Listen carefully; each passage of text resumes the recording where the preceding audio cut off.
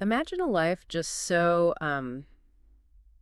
meticulously organized, right? So steeped in routine Hmm. that a single book, just a novel you're assigned to review, starts to unravel, well, everything you thought you knew about yourself, about the world. Yeah.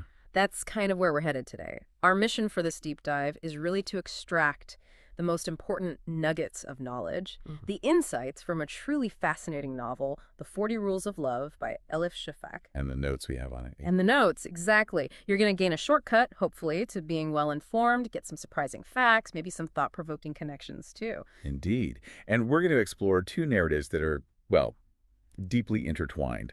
One's contemporary, following a woman named Ella, Okay. and the other is historical, centered on the legendary 13th century mystic Rumi and his, let's say, enigmatic companion, Shams of Tabriz. Right, Rumi and Shams. It's a story that blends this modern-day self-discovery element with ancient Sufi wisdom, and it really challenges conventional ideas about love and faith. Transformation, too. Transformation, absolutely. What does it truly mean to live a life guided by the heart, not just, the head?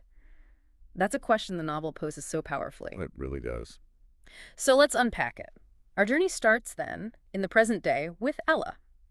Her life, as the sources describe it, is incredibly structured.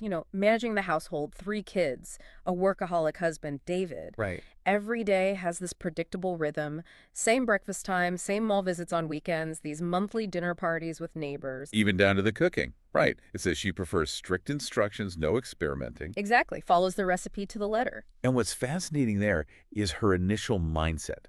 She sees herself as, a liberal, opinionated Democrat, non-practicing Jew, aspiring vegetarian. She kind of puts herself in these boxes. And the source material notes she organizes her world neat and tidy, separating things into clear categories. Things she liked versus the things she hated. Total control. Exactly. This control, while maybe offering security, it also shows this tendency to compartmentalize her own experience. It makes you wonder, right, how much do we maybe limit ourselves by sticking to these rigid frameworks, like Ella does? Yeah, that's a great point, and it perfectly sets the stage for the catalyst. Her first assignment at this literary agency is to review a novel called Sweet Blasphemy. By this unknown author, A.Z. Zahara. Right, unknown European author.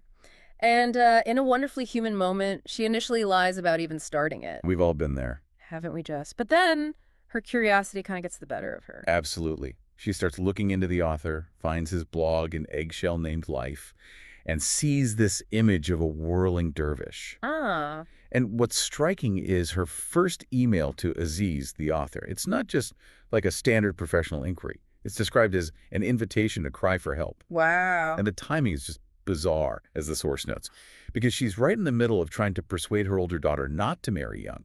She'd even asked the boyfriend to call things off. So this email is like a moment of vulnerability. Exactly. It's this little crack opening up in her carefully built world.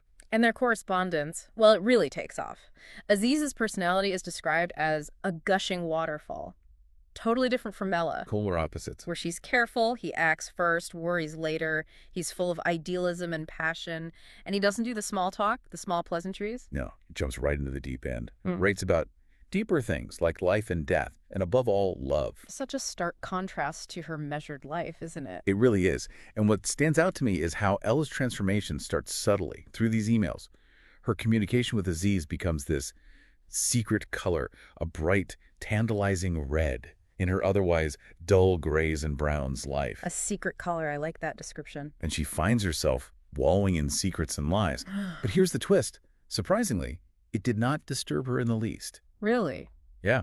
In fact, she notices something else. The more she remained sort of calm and composed on the outside, the more her children actually shared with her. Huh. So it's like this inner shift has unexpected outer benefits. Exactly. It hints at this unexpected liberation, maybe a freedom that comes from stepping outside those conventional lines, even if it feels a bit chaotic. And beyond these emotional shifts, there's this fascinating detail about the number 40. It comes up in Aziz's birthday email to her. Ah, yes, the significance of 40. He explains that in mystic thought, it symbolizes the ascent from one level to a higher one and spiritual awakening. Right. It's a period for mourning, a baby's readiness for life, the point where feelings and love become certain. It really becomes this powerful symbol threaded through the whole story. Definitely a touchstone.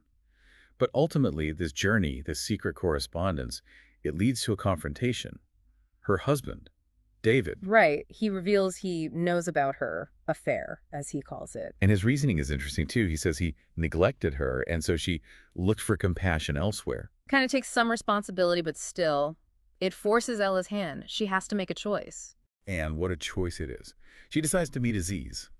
David actually offers to drive her, tries to make a scene, Oh, dear. But Ella insists on going alone. And when they finally meet, Aziz is described as attractive. He has this Scottish brogue, quite different from David. A complete contrast, physically and probably emotionally. Seems like it. And he gives her gifts.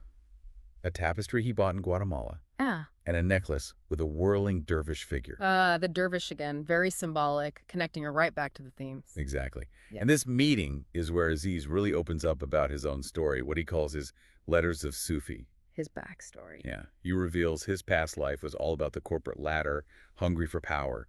He'd planned this perfect family, 2 little girls. Very structured, like Ella in a way. In a way, yes. His partner, Margot, was older, headstrong, bohemian, prone to extreme mood swings of pendulum woman, he calls her. Sounds intense. And tragically, she died unexpectedly, hit by a trailer walking on a highway at night. Yeah. Just melted into the night. Oh, how awful. His transformation after that was, well, dramatic. He lost himself in a circle of addicts, became a night creature, befriended the wrong crowd, lost a lot of weight. A complete breakdown. He calls this period his encounter with the letter S in the word Sufi. Like the first stage, surrender, breaking down before you can rebuild. S for surrender, maybe. It could be. Then his path towards Sufism actually started for, let's say, materialistic reasons. An anthropologist suggested seeking out Sufi brotherhoods as a way to maybe get to Mecca or Medina. Interesting. Not purely spiritual at first. Not purely.